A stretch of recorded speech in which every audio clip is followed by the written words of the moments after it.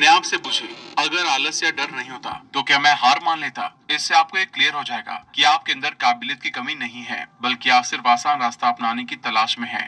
एक दिन में ज्यादा से ज्यादा 3 चीजों पर फोकस करें और उस दिन सबसे पहले उन्हें पूरा करने को ही प्रायोरिटी दें। जैसा कि एक बिजनेस का रूल है कि हर रोज नए चैलेंजेस और अपॉर्चुनिटीज आती ही रहती हैं। बिजनेस भी हमारी लाइफ की तरह अनप्रेडिक्टेबल है, जिसमें कभी भी कुछ भी हो सकता है। इसके लिए सबसे पहले ये भरोसा रखें कि कड़ी मेहनत से इम्प्रूवमेंट हो सकती है और होगी, चाहे सिचुएशन कितनी भी मुश्किल क्यों ना हो। आपके एफर्ट्स आपको मनचाहे रिजल्ट देंगे। जितना ज्यादा आप ऐसे काम करते हैं जो आपको डिस्कम्फर्ट करते हैं, आप डिस्कम्फर्ट के साथ उतने ही ज्यादा कंफर्टेबल हो जाते हैं। जिम कॉलिंस भी अपनी बुक ग्रेट बाय चॉइस में इस स्ट्रेटेजी को यूज करके प्रोडक्टिविटी बढ़ाने के लिए कहते हैं। फोर्ड मोटर कंपनी के फाउंडर हेनरी फोर्ड अपनी कार प्रोडक्शन में करते थे। कार की पॉपुलैरिटी को देखते हुए कई कंपनी मार्केट में आई, लेकिन टाइम के साथ वो सभी मार्केट से गायब हो गए। इसका मेन रीजन ये था कि वो फैक्ट्री असेंबली लाइन को ठीक से बैचिंग नहीं कर पाए और हेनरी फोर्ड इस काम को करने में एक्सपर्ट थे। टू डू लिस्ट की इंपॉर्टेंस तो हर कोई जानता है। हर कोई जानता है कि उन्हें क्या और कब करना चाहिए, लेकिन ज्यादातर लोग ये नहीं जानते कि उन्हें क्या नहीं करना चाहिए। वो कहते हैं कि जब भी आप किसी मुश्किल ऑप्शन का सामना करें तो डिसीजन लेने के लिए आपके पास जरूरी इंफॉर्मेशन का 40% से कम और 70% से ज्यादा नहीं होना चाहिए। आपके पास दिन में सिर्फ 24 घंटे हैं, बाकी सभी के पास इतने ही हैं। लेकिन कैसे कुछ लोग इतने ही टाइम में बहुत ज्यादा पैसे कमाते हैं और जो पूरा करना चाहते हैं वो पूरा कर लेते हैं। लेकिन वो ये सब कैसे कर लेते हैं? सैली ने गरीब लोगों की हेल्प के लिए एक चैरिटी शुरू की। उसे रास्ते में आने वाली मुश्किलों का अंदाजा नहीं था।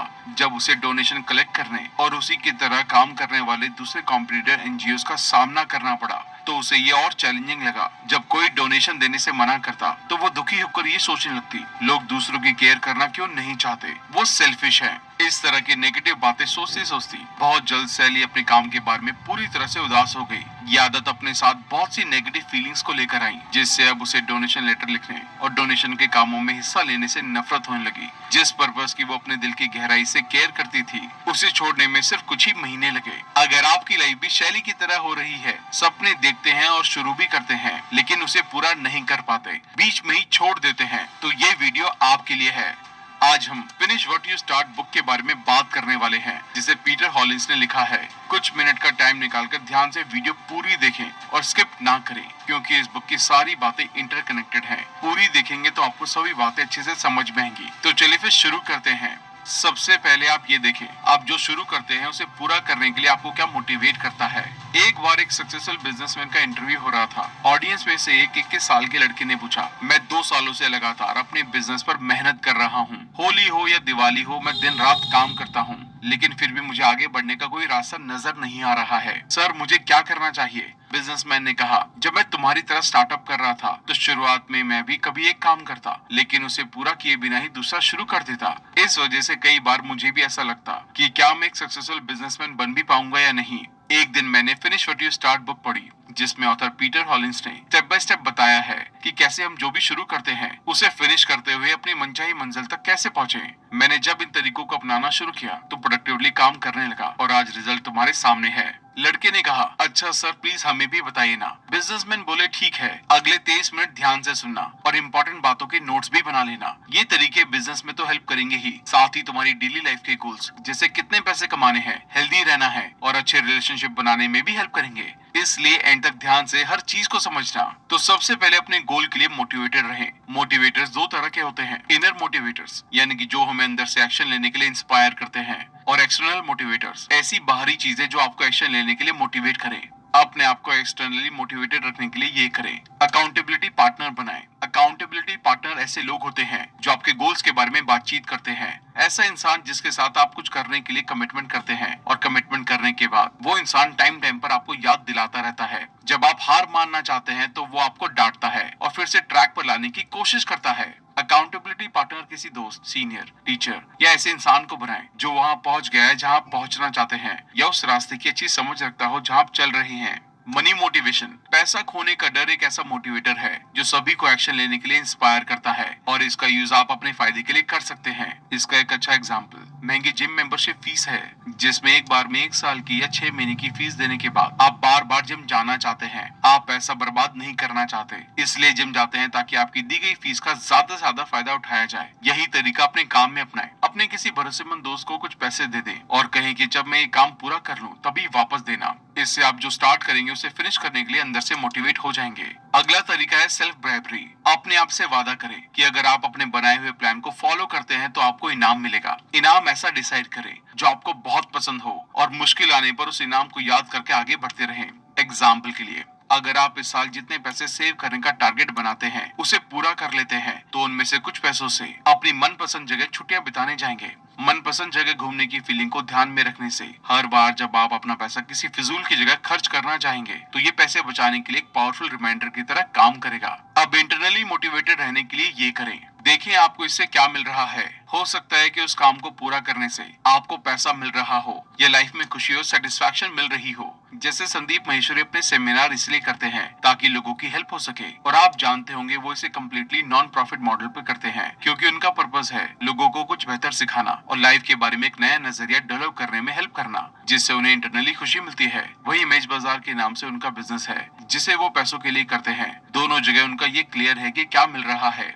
इसलिए दोनों जगह अच्छा काम कर रहे हैं। इस तरह आप अपने काम में देखें कि उससे क्या चाहते हैं और क्या वो आपको मिल रहा है। अगर वो मिलता रहेगा तो आप काम करते रहेंगे। अगला सवाल, आपकी लाइफ कैसे बदलेगी? जैसे ज्यादा पैसे कमाकर आप अच्छा घर या अच्छी कार चला पाएंगे। अपनी कम्युनिकेशन स्किल डेवलप करके आप लोगों के साथ कॉन्फिडेंटली बात कर पाएंगे। फिर देखिए आपकी फैमिली को क्या फायदा होगा। हम सबकी फैमिली हमारे लिए बहुत मायने रखती है, इसलिए उन्हें अपने आप को मोटिवेट करने के सोर्स की तरह देखें। उनके चेहरे पर उस मुस्कुराहट को इमेजिन करें जब आप उन्हें अच्छी लाइफ देकर प्राउड फील करवाएंगे। इमेजिन करें कि मानने के लिए आपको डिस्कम्फर्ट की फीलिंग से बचकर उसके पॉजिटिव एस्पेक्ट पर ध्यान देना होगा कि उसमें क्या है जो आपको गोल के करीब ले जा सकता है। जितना ज्यादा आप ऐसे काम करते हैं जो आपको डिस्कम्फर्ट करते हैं, आप डिस्कम्फर्ट के साथ उतने ही ज्यादा कंफर्टेबल हो जाते हैं। ऐसा करते रहने से आप पाएंगे कि डिस्कम्फर्ट एक टेम्परेरी फीलिंग है जो सिचुएशन का सामना करने के साथ ही कुछ टाइम में दूर हो जाती है। हिम्मत से उसका सामना करने से आपका मन डिस्कम्फर्ट से डरना बंद कर देगा और आपको ये फील होगा कि डिस्कम्फर्ट की फीलिंग आपको चोट नहीं पहुंचाती बल्कि सिखाकर पहले से ज्यादा मजबूत बनाती है।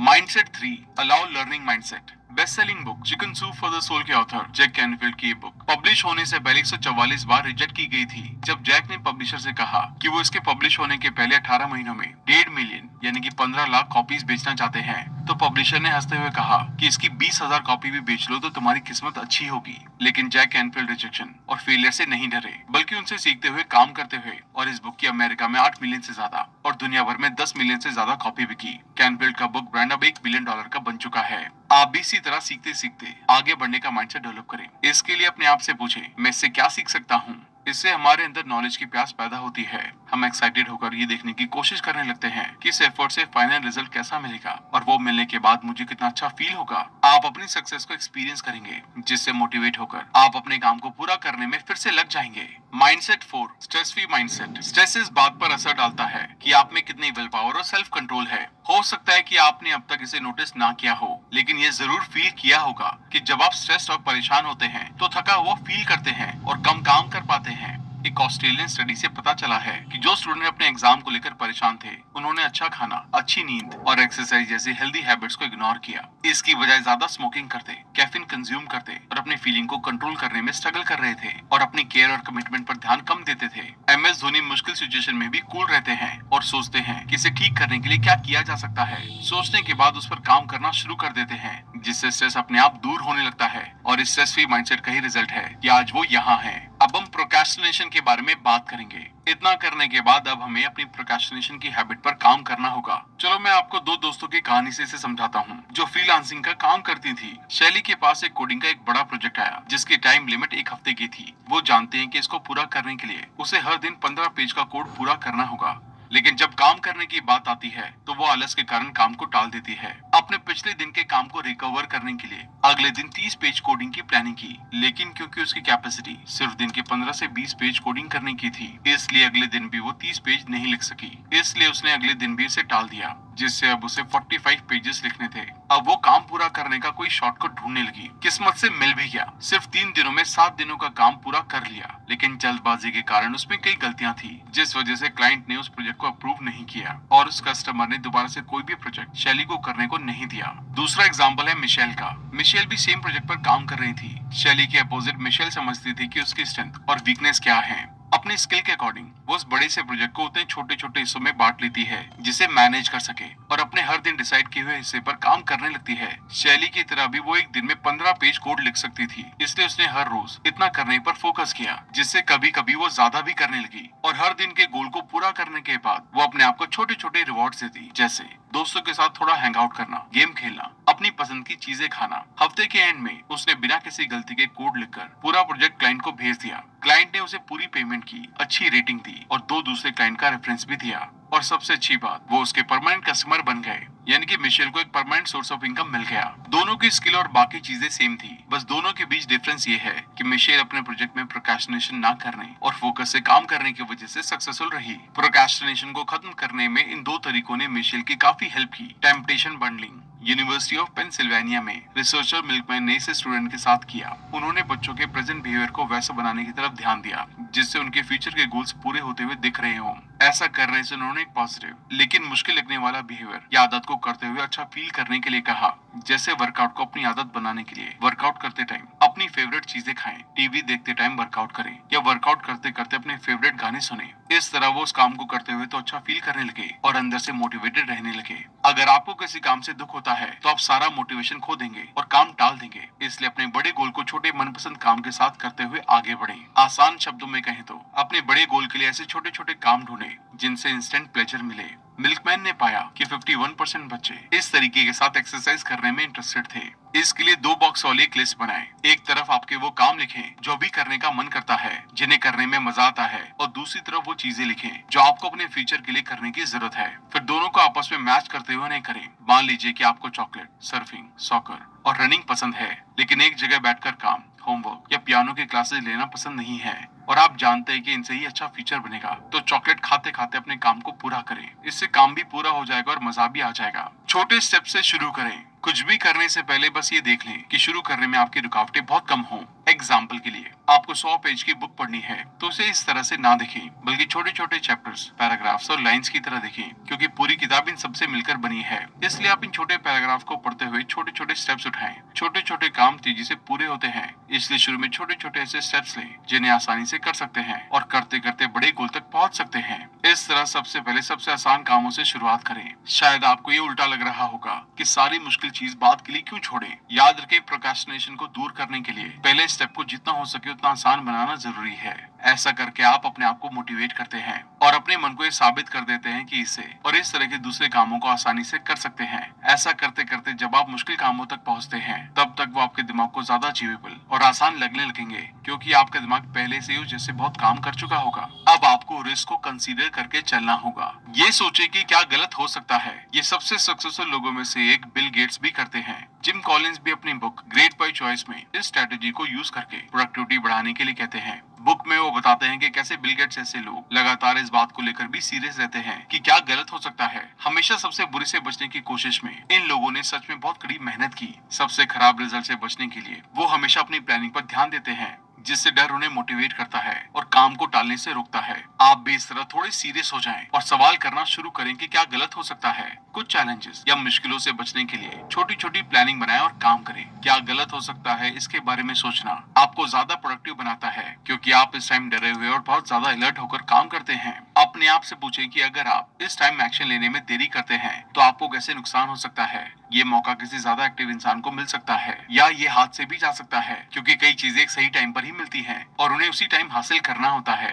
हालांकि डर कोई अच्छा मोटिवेटर नहीं है, लेकिन अगर ये काम करता है तो इसका यूज क्यों ना करें। जब आप जानते हैं कि किस तरह के खतरे में हैं, तो डर आपको आगे बढ़ने के लिए अंदर से पुश करता है। आमतौर पर प्रोक्रेस्टिनेशन बोरियत, जरूरत से ज्यादा कंफर्ट और सिक्योरिटी से आती है, इसलिए इन फीलिंग को दूर करने से आप बेचैन हो जाते हैं और बुरे रिजल्ट से बचने के लिए उस काम को पूरा करने पर ध्यान देने लगते हैं। इसके बाद अपना नो डिस्ट्रैक्शन जोन बनाएं। नो डिस्ट्रैक्शन जोन बनाने में 3 मेथड काफी यूजफुल रहेंगे। पहला मेथड है बैचिंग। बैचिंग का मतलब अपने काम को उससे रिलेटेड किसी दूसरे से जोड़कर पूरा करना है। जैसे फोर्ड मोटर कंपनी के फाउंडर हेनरी फोर्ड अपनी कार प्रोडक्शन में करते थे। कार की पॉपुलैरिटी को देखते हुए कई कंपनी मार्केट में आई, लेकिन टाइम के साथ वो सभी मार्केट से गायब हो गए। इसका मेन रीजन ये था कि वो फैक्ट्री असेंबली लाइन को ठीक से बैचिंग नहीं कर पाए और हेनरी फोर्ड इस काम को करने में एक्सपर्ट थे। इसलिए हेनरी फोर्ड ने पूरी कार बनाने के कंप्लीट प्रोसेस को अलग अलग हिस्सों में बांट दिया और फिर हर हिस्से पे काम करने के लिए टीम बना दी। जैसे पहले इंजन बनेगा, फिर सीट कवर, फिर बम्पर और इस तरह कई दूसरे पार्ट्स। ये तरीका एक पूरे प्रोसेस को ठीक से ऑर्गेनाइज करता है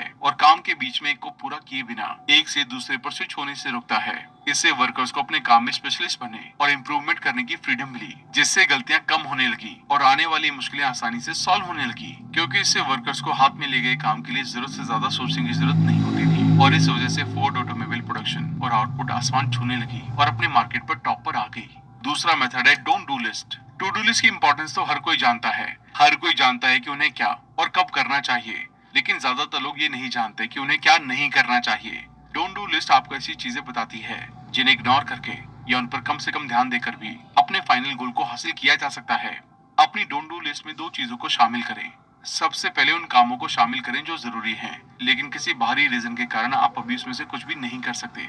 ये ऐसे काम है जो एक या कई महीनों में आपके लिए जरूरी हैं, लेकिन दूसरों से रेस्पॉन्स या उनके एक्शन के पूरा होने के बाद ही आप उसमें से कुछ कर सकते हैं। जैसे मेरा एक दोस्त अमेजोन कंपनी में सेलर के अकाउंट को मैनेज करता है। उसका काम अमेजोन पर सेलर अकाउंट बनवाकर उसके प्रोडक्ट्स को लाइव करवाना है ताकि ऑर्डर आ सके।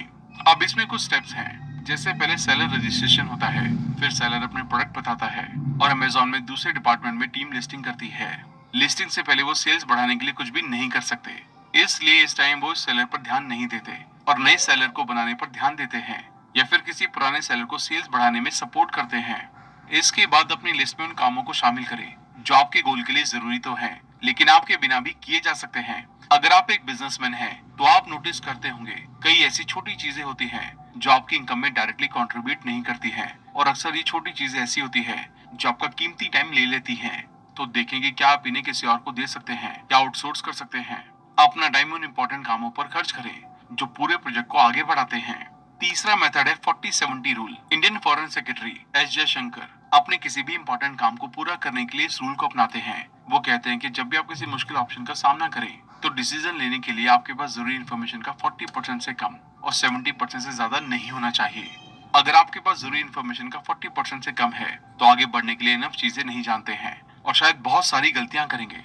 इसके अपोजिट, अगर आप अब तक 70% डेटा मिलने के बाद भी और ज्यादा डेटा के पीछे भागते हैं जो कि ग्राउंड लेवल पर काम किए बिना नहीं मिलता है, तो आप बहुत ज्यादा घबराओ और थक जाएंगे। हो सकता है कि मौका आपके हाथ से निकल जाए और जिसने आपसे पहले ही शुरुआत कर दी थी वो आपको हरा दे। जब आप 70% से ज्यादा इन्फॉर्मेशन या कॉन्फिडेंस पाने की कोशिश करते हैं, तो कई नेगेटिव चीजें सामने आने लगेंगी, जिससे आपकी स्पीड कम और इंटरेस्ट भी कम होने लगेगा, जिसका मतलब ये है कि कुछ भी अच्छा नहीं होने वाला है। इसलिए इस रूल से काम करें ताकि आप जो भी शुरू करें उसे पूरा भी कर सकें। थैंक यू दोस्तों। तो ये थी फिनिश व्हाट यू स्टार्ट की बुक समरी। आइए इस बुक के मेन लेसन्स को वापस से रिवाइज कर लेते हैं ताकि आपको सभी पॉइंट्स याद रहें और उन्हें इम्प्लीमेंट करना आपके लिए आसान हो जाए। अपने गोल्स को पाने के लिए हंग्री रहें। ऐसा आप अपने इनर और एक्सटर्नल मोटिवेटर्स को याद करके कर सकते हैं। बिजनेस और पॉलिटिकल लीडर की तरह अपना मैनिफेस्टो क्रिएट करें कि अगले 5 सालों में आप कहां पहुंचना चाहते हैं। डिस्कम्फर्ट सिचुएशन में कंफर्ट होने वाला सक्सेस माइंडसेट डेवलप करें। प्रोक्रेस्टिनेशन को खत्म करें और एंड में नो डिस्ट्रैक्शन जोन बनाएं। बैचिंग और 40-70 रूल के साथ जितना जल्दी हो सके एक्शन लेना शुरू करें और काम को कंप्लीट करें। थैंक यू दोस्तों। अगर आप भी बुक समरी के इस हिस्से तक पहुंच चुके हैं, तो आप भी हमारी तरह किताबों से बहुत प्यार करते हैं। अगली किताब आप हमारे चैनल पर कौन सी देखना चाहते हैं, हमें कमेंट करके जरूर बताएं। और आई होप आपने चैनल को सब्सक्राइब कर ही दिया होगा। अगर नहीं किया है तो चैनल को सब्सक्राइब जरूर कर दें और साथ साथ बेल आइकन को भी प्रेस कर दें, ताकि आप हर हफ्ते हमारी दोनों ही बुक समरीज को एंजॉय कर सकें और हर हफ्ते कुछ नया सीख सकें। जल्दी मिलते हैं और भी बेहतरीन वीडियो के साथ। Thank you so much.